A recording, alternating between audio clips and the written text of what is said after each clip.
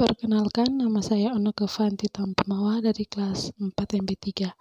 Baiklah, saya akan memberikan pengertian-pengertian mengenai anti korupsi.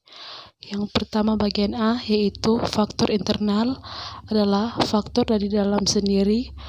Penyebab terjadinya korupsi adalah keinginan untuk memperkaya diri sendiri, ataupun keinginan untuk memiliki sesuatu yang tidak sesuai dengan penghasilan. Bagian B, faktor eksternal adalah faktor dari luar sendiri, seperti ajakan atau bujukan dari orang lain yang membuat dia goyah atau tergugah.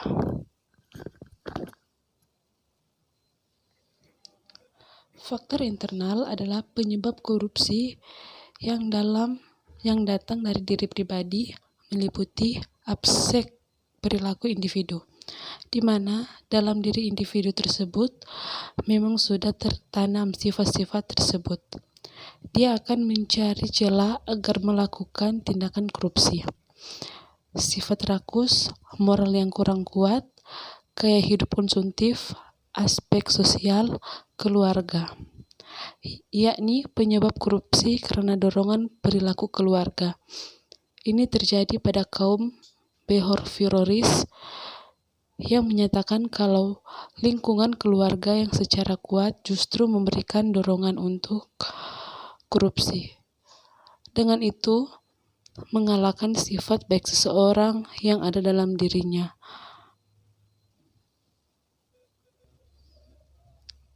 Lingkungan.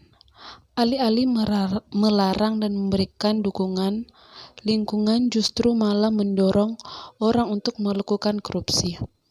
Faktor eksternal yakni penyebab korupsi yang berasal dari hal-hal di luar diri, perilaku aspek masyarakat terhadap korupsi, di mana nilai-nilai masyarakat justru jadi lahan gembur berlangsungnya korupsi.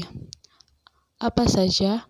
Yang pertama, masyarakat kurang sabar bahwa korban dari korupsi adalah mereka sendiri. 2. Masyarakat kurang sadar kalau mereka sendiri sedang terlibat dalam korupsi. 3. Masyarakat nggak sadar kalau korupsi sebenarnya bisa dicegah dan berinteraksi dengan adil mereka. Yang terakhir itu ekonomi. Korupsi terjadi karena pendapatan gak mencukupi. Aspek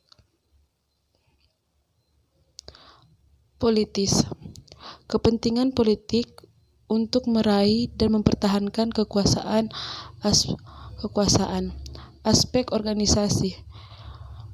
Pemimpin kurang punya skip teladan, nggak adanya kultur organisasi yang benar, kurang memadai sistem akuntabilitas yang benar, kurangnya sistem pengadilan manajemen.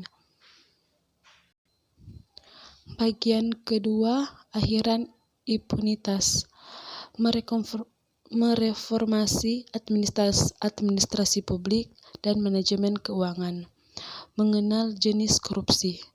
Memaksimalkan kekuatan masyarakat, menggunakan jalur komunikasi alternatif, memanfaatkan teknologi, memberikan kontribusi, menutup celah internasional.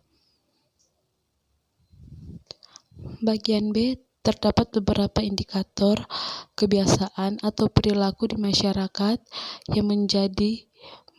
yang menjerumus kepada perilaku koruptif. Indikator tersebut dibagi menjadi 3 lingkup, yaitu lingkup keluarga, lingkup komunitas, dan lingkup publik. Kepala Badan Pusat Statistik Suryamin menyebutkan pemberian uang oleh masyarakat kepada tokoh-tokoh agama atau tokoh masyarakat masih sering dilakukan.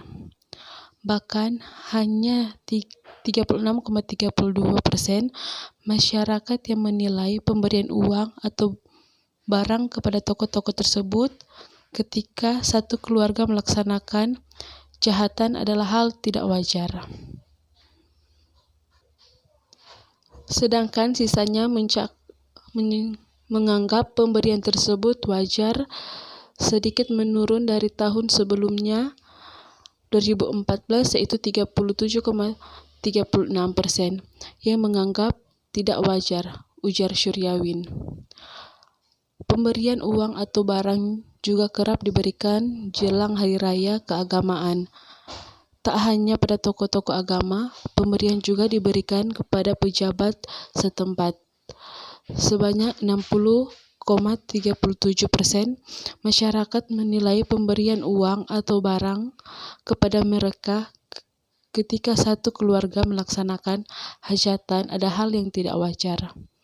Sementara 72,56% masyarakat menilai tidak wajar perilaku uang atau barang kepada pejabat setempat ketika jelang hari raya. Dan bagian yang terakhir yaitu mengenai video seorang mahasiswa yang ingin mempunyai handphone. Dalam film tadi yang kita telah menontonnya bersama, kita dapat mengambil kesimpulan bahwa ada seorang siswa yang ingin memiliki handphone Android, tapi dengan cara yang tidak baik. Tetapi sebelum dia melakukannya, dia sudah berubah pikiran dengan tindakan dia. Yang dilakukannya itu dengan melarikan diri agar tidak terjatuh dalam tindakan kriminal dan tindakan yang tidak seharusnya dia lakukan sebagai seorang pelajar atau siswa. Terima kasih.